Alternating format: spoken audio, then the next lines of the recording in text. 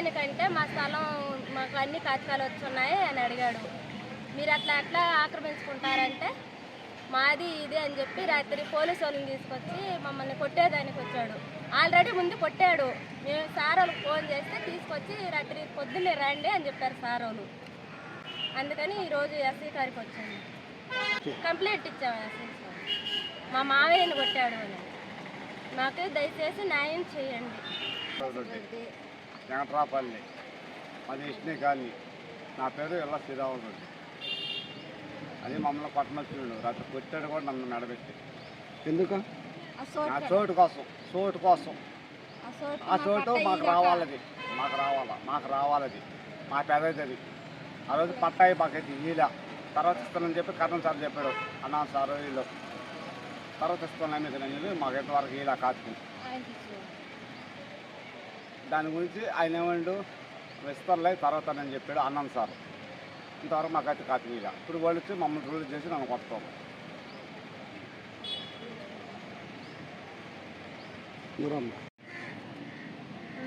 Sir మాది Venkatrapalli ST colony sir. నా పేరు ఏకశీరి రమణమ్మ సార్.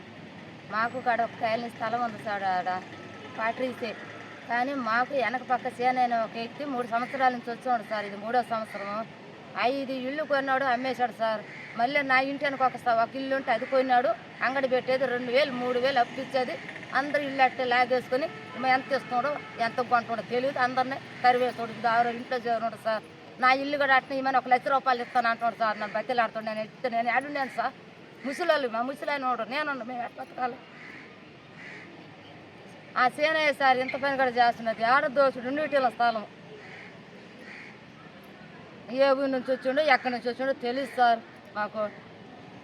ఆయన వచ్చిన కాడి నుంచి ఇళ్ళన్నీ ఇట్నే చేస్తారు. మమ్మల్ని ఊరికి అంత దోషుడుగా లేకుండా చేసేటట్టున్నాడు సార్. మీకేం కావాలా? నా ఇల్లు నాకు కావాలి సార్. నేను అద్దె ప్రకారం రాళ్ళు బాధ్యత, ఆ రాళ్ళు పెరికి పారేస్తుండే. ఎవరికన్నా పోయి చెప్పుకోమంటాడు. నువ్వేం చేసుకుంటావు చేసుకోమంటున్నాడు. నేను పట్టా కాగితం ఎత్తుకొని పోయి నేను ఎక్కడికన్నా పోయి స్టేషన్ కాడకన్నా పోయి కేసు పెట్టుకుంటానంటే ఎవరికన్నా పోయి చెప్పుకోపో, ఎక్కడికన్నా పోయి చెప్పుకోపో. నాకు వెంకట్రాపల్లిలో మంచి పట్టుదల ఉంది బిర్రు అని అడుగుతాడు సార్. ఆయన్నే పొయ్యి నా స్థలంలో కూరగాయ చెట్లు వేసాడు. నా స్థలంలో పొయ్యి పెట్టాడు. నా స్థలంలో కట్లు, నా స్థలంలోనే కసుపు పోసి నేను ఏడ ఉండాలి? నాకు ముందు పక్క రోడ్డు వచ్చింది, వెనక పక్క తడికి గట్టి ముందుకు నెట్టినాడు. నా స్థలం తోకగా ఉంది. చూడండి సార్, మీరు ఎవరైనా వచ్చి చూడండి సార్ నా ఇల్లునే. ఇప్పుడు ఏం చేసామా నువ్వు? ఉంది అట్నే ఉంది. ఏం చేశాను? నేనైతే కేసు పెట్టలే. నా చోటు నాకు ఇప్పమని అది నేను అడిగేది. అది నా స్థలం నాకు